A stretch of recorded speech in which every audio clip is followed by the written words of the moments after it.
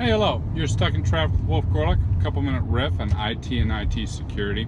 Today, revisiting the concept of when work looks like work, work gets done. Spent the weekend at Circle City, Indianapolis. So the Circle City conference was this past weekend. Got to hang out with a bunch of folks. Went to some great training, attended some great talks, and spent some time talking with Odd Job. So as oftentimes happens when we go to these conferences, people are like, "Remember when you said X?" I'm like, "Yeah." "Well, did you ever think about why?" I'm like, "No, I didn't." And they're like, "Yeah, because Z happened, and that made me think of this, and then we did all these things," and it's a great way to learn what's going on and get some good feedback.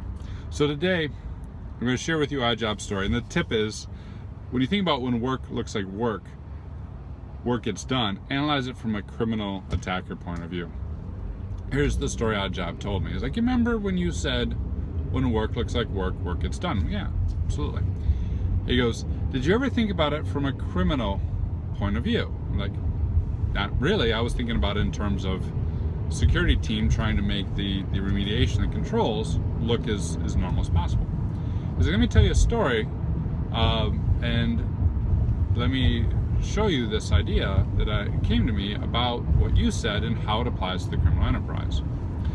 This was a wire transfer fraud, only with a little bit of a twist. They sent it to Bitcoin, and a little bit of a twist in terms of how well orchestrated it was. The criminals got in using a phishing email, harvested some creds, installed a backdoor, and they started reading the emails of the controllers, and they started reading the emails of the CFO, and they realized that there was a very well defined process for making a fund transfer request. The process included a specific subject line. The process included the specific people who sent from. It was a specific dollar amount. It referenced a specific account, and then the reply back would CC the customer to indicate that the problem had been done. So this entire process was identified by the criminals. So what do the criminals do? They made work look like work. They sent out an email. They specified the right subject. They specified the project ID. They sent it from the right person. The only twist is they sent it to a different Bitcoin wallet. So instead of transferring funds to someone who this organization was working with as a client under that specific project ID, they transferred funds to the criminals.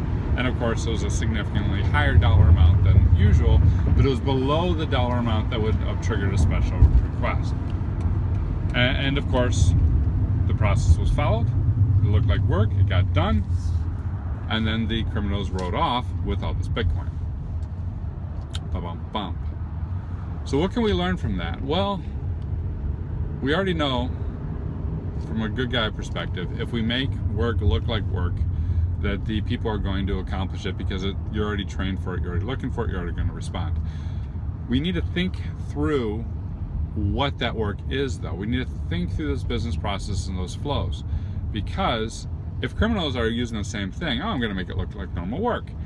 We need a few more checks, we need a few more ways that work is done so that we have the anti-lock brakes, so that we have the airbags. Maybe that's one more confirmation. Maybe it's having a two-factor. Maybe it's something that's out of band for the email. Whatever it is, analyze that process and assume, okay, if a criminal is able to inject a false request that looked just like a legitimate request, how do we catch, detect, and revert that?